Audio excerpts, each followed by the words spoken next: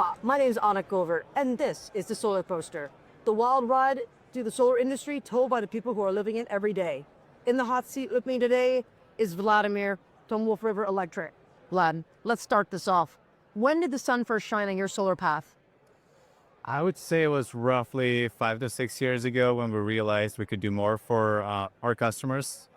So Wolf River Electric originally got started in 2014, so just over 10 years ago. Primarily focusing on energy savings, started out with electrical work and mainly upgrading customers to more efficient solutions, primarily was lighting. And then down our pathway, we discovered that we could completely eliminate utility bills with solar. And that's what started the solar coaster for us. Nah, so what would you say, every ride has its drops. What was your sharpest down and how did you bounce back? There has been so many, but it is constant innovation and adaptation for us. I would say just recently we've had skyrocketing interest rates, cost of borrowing went up, and as we know, most of the solar systems are financed one way or another. And when the cost of capital gets more expensive, it eats into the savings and delays the ROI for the systems. So for us, it was just managing the expectations for customers and kind of increasing those conversations and being able to show the value even beyond year one, so into year 6 and 7. And I think that really is, what I hope, and so I've read about it in my book, that, there's really people I know that were very worried about this tax credit, but I'm not as worried as others. And I think that there's a convergence happening. The price of equipment is coming down, utility rates are going up, and this concept of the solar bro, which we both, are passionately against, like, they're not going to be able to gouge customers in the same way. What are your thoughts? Yeah, I think it's the efficient economy, right? The market will always adapt. We've seen that with the tax credit moving up from 26 to 30%. I wouldn't necessarily say that our customers realized bigger savings. I would say most of that got gobbled up by the manufacturers and the loan providers. Yeah. With the interest rates, dealer fees, cost of equipment, cost of borrowing. And so maybe, I think it was also kind of not that I was happy that the tax credit was ending, but it seemed like, it was a good time so that we could get this extra boost to the industry at the end of the year. But it was kind of a little bit slow start, slower than normal. Yeah, I would say we were just reflecting on that not so long ago. And I would agree, if this would have happened to the industry 4 or 5 years ago, I think we would be in a tougher situation. But you're right. I mean, we see Europe, Australia installing solar for $1, $1.50 a watt. And US is currently $3, $4, primarily because of our inefficiencies and just mainly inefficiencies. Well, I think the one really inspiring thing about you guys in particular is how much you innovate constantly. So tell us a little bit about, when did you decide to make this call center? And because it's a pretty big effort.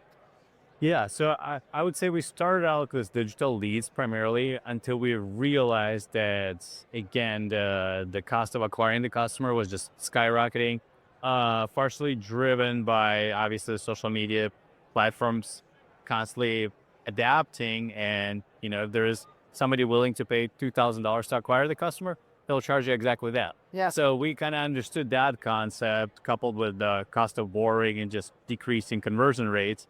We knew that we had to do something, and Midwest is not great for door knocking. Our neighborhoods are spread out, so it's really hard to walk them, especially in the winter if it gets cold.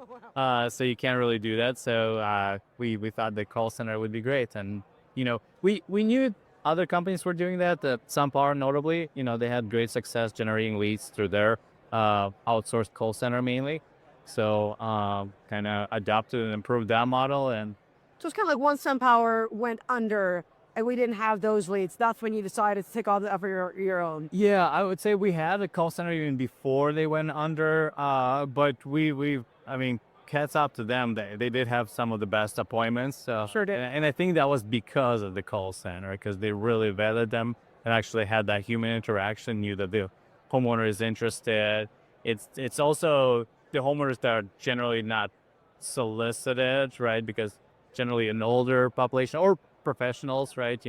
if you're a doctor or a lawyer, you're most likely to actually pick up your phone because you don't know who might be calling you.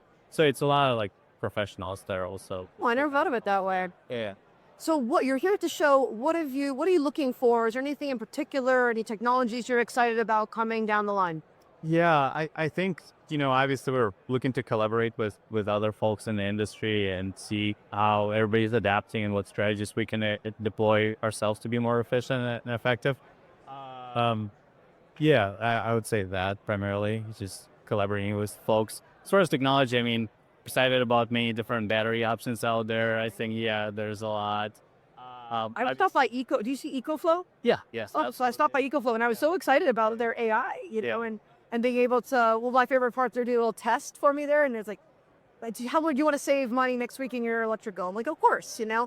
And it would show you that, maybe you have to wear your shirt twice. You can't do, you must laundry, whatever it would be. Well, and just recommending different grid profiles and utility rate profiles that you could, kind of really narrow down your savings and run different plots. So That's what has to Yeah, happen and- because, I have a span and I love it.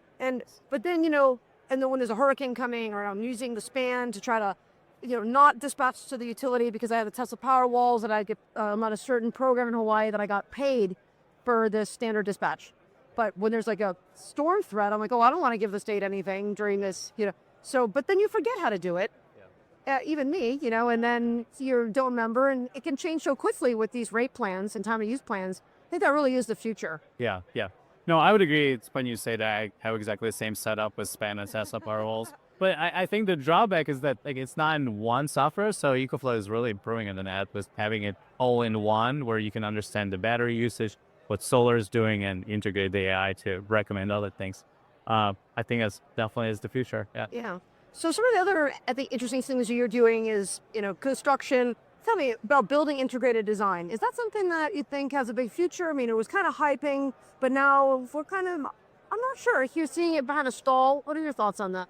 Yeah, I would say it's a life cycle of each individual customer, right? Once we have that relationship, whether it starts with the EV charger or solar system, they're more likely to work with us again because we have that trust in that relationship. So it's really great when we get phone calls to replace somebody's roof and we have to remove solar, help them with the roofing project, or just add the batteries. And I think we see that even more right now with the tax credit going away. Like all of our existing customers that may only have an EV charger or only the solar system, they're all calling us and they want to add batteries and other things and do that before the tax credit is gone. So we really see the effect of that kind of really magnifying with the Yeah, I think you're right. And I have a lot of clients also who are just kind of, they call S the dirty word, right? And when they say solar in Florida, it's hard to get in the home. If people are like, oh no, we don't want to talk to any solar people. But if you come in with an energy efficiency, it's just attic, solar attic, whatever they do in the attic. I'm not even sure what they do with the attic, but I know there's an attic involved. Or windows or any of those different energy efficiencies, it naturally leads to this solar story. And, you're in a unique area in the Midwest. Like, what is that? Is there any trends happening there? People, turned off by solar? You think, like, is that why siding or roofing or hail is another easy entry point? Yeah, absolutely. I think like it's an auxiliary business for us and customer acquisition. Like one of the headwinds that we see continue to be present for next several years is customer acquisition, right?